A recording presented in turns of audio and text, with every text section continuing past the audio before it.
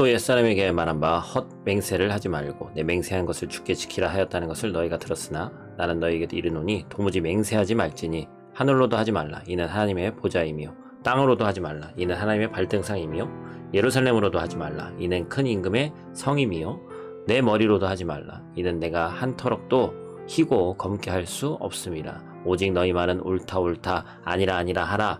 이에서 지나는 것은 악으로부터 나느니라. 아멘. 샬롬. 오늘도 하나님의 말씀으로 하루를 시작하신 여러분들에게 하나님의 은혜와 평강이 충만하게 넘치시기를 간절히 축복합니다. 계속해서 팔복 말씀 나누고 있는데 이 팔복의 말씀 가운데서 또 세부적인 어떤 율법적인 율법을 능가하는 그런 지침에 대해서 주님께서 말씀하고 계신 것이 나오는 것이죠. 사실 오늘 말씀은 어제 말씀도 그랬지만 5장 20절에 서기관과 바리새인보다 더 나은 의에 대한 어떤 그런 내용이에요. 그래서 예수님께서 율법을 설명하시면서 계속해서 반복하면서 하신 얘기가 뭐냐면 율법을 폐하러 온 것이 아니라 완전하게 하려 함이다. 이제 그렇게 말씀을 계속해서 하십니다. 그래서 오늘 말씀도 그렇지만 어제도 그렇고 혹자는 이 본문에서 등장하는 이 5장 내용을 읽으면 좀 불편한 마음이 있어요. 너무나도 이 도덕적 기준이 높기 때문에 그렇게 느껴지죠. 그러면서 서기관이나 바리새인들보다 더 낫지 않으면 천국에 못 간다 이렇게 얘기가 5장 20절 같은 데 나오니까 마음속에 불편함이 있습니다. 왜냐면 우리는 서기관과 바리새인에 대해서 부정적인 마음이 있으니까 그렇죠. 그러나 그렇지 않죠. 토라를 기준으로 부정한 유대인들과 이방인들로부터 스스로를 분리시키고 존경받는 자들이 이 바리새인 서기관이었어요. 그래서 경건하게 산 사람들이었습니다. 물론 경건하게 보이기 위해 힘썼기 때문에 책망받았지만, 그래서 바울은 자기 자신도 바리새인이기 때문에 율법의 의로는 난 흠이 없다 그렇게까지 얘기를 했죠. 예수님은 이러한 이 바리새인들의 태도를 외식하는 것으로 보셨습니다. 그래서 철저하게 경계하셨죠.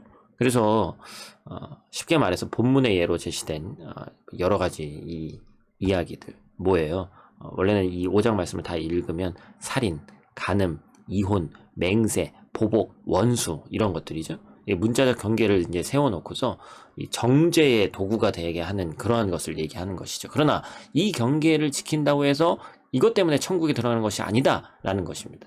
율법은 이보다 더 큰 의무를 함의한다. 바울 자신이 율법의 의로는 흠이 없다 말하면서 열심으로는 교회를 박해했다라고 얘기했던 것을 기억해야 됩니다. 그 열심이 헛된 열심이었다는 것이죠. 바울이 배설물로 여겼던 율법의 지식은 율법 자체가 아니라 자신이 열심으로 지켜왔던 율법의 어떤 그런 태도였어요. 또 이렇게 행하는 순종은 이 율법적인 순종이 여기서 멈추지 않고 사람 앞에서 비추게 하는 그러한 순종이 있어야 된다는 것입니다. 그래서 결국에는 오늘 이 말씀에도 보니까 어떤 거짓 맹세, 그렇죠?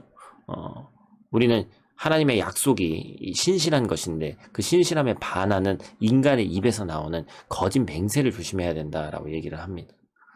그러면서 우리 주님께서 안식일에 행하신 이런 사역들, 이거 오늘도 뭐 이제 안식일에 어떤 그 충돌이 일어나는 그런 내용들이 뒤에 가면 계속해서 일어나잖아요. 안식일과 한 법이 충돌하는 상황에서 오늘도 주님이 행하신 일이에요. 그래서 율법주의자들은 안식일을 지키기 위해서 죽어가는 자와 강도당한 자를 배척합니다. 심지어 하나님께 드린다는 서원을 지키기 위해서 부모 공경을 포기합니다. 그런데 이제 주님은 우리에게 율법주의자가 되지 말라고 얘기를 하시는 것이죠. 결국에는 하나님께서 우리에게 말씀하시는 바는 바로 뭐죠? 우리 모두가 율법을 뛰어넘어서 하나님께서 우리 모두를 창조하셨고 그래서 결국에는 회개를 하여서 모두 다 주의 백성이 되기를 원하시는 것이죠. 결국에 서기관과 바리새인들을 능가하는 의는 하늘에 계신 아버지의 아들들이 되게 하는 법입니다.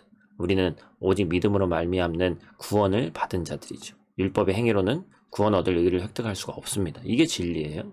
오늘 말씀을 도덕적으로 서기관과 바리새인보다 더 낫지 못하면 천국에 갈 수 없다 이렇게 이해하면 진짜 아무도 갈 사람이 없습니다.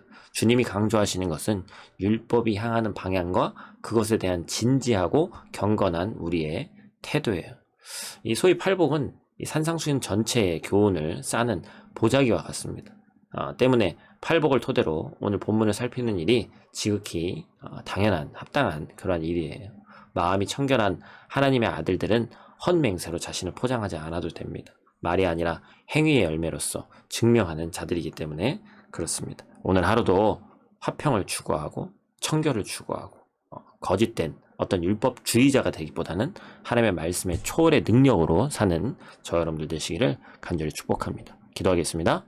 하나님, 하늘에 계신 너희 아버지의 온전함 같이 너희도 온전하라 라는 말씀처럼 율법주의자로 살지 않게 하시고 심령이 가난하여 천국을 소유한 하나님의 자녀들에게 우리에게 주시는 이 말씀이 삶의 방향성이 될 수 있도록 하나님 도와주시옵소서.